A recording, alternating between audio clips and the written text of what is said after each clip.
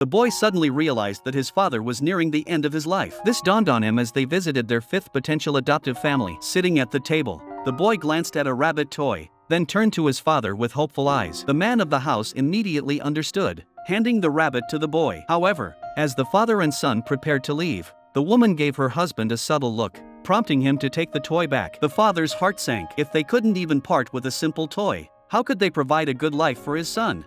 On their way home, the boy asked his father what adoption meant. Caught off guard but knowing he had only a month left to live, the father mustered the courage to explain, when biological parents can no longer care for their child, they find new parents to take over. The boy didn't fully understand but declared he didn't want to be adopted, then ran ahead. After dropping the boy off, the father tried to follow the white lines on the road but stumbled after just a few steps. His worsening illness had robbed him of his balance. Realizing he needed to teach his son to embrace change, he bought the boy new pajamas and decided to discard the old ones, hoping to convey that even cherished things must eventually be let go. But the boy resisted, even losing sleep over it. He didn't want change and threw away all the new toys his father had given him. Seeing this, the father smiled, knowing that learning to resist was far better than blind obedience. In the following days, the father began preparing for his inevitable end. He visited the cemetery to familiarize himself with his future resting place, tidied up his car, and transferred his client files to a colleague. His only remaining concern was his son. He took the boy to the amusement park,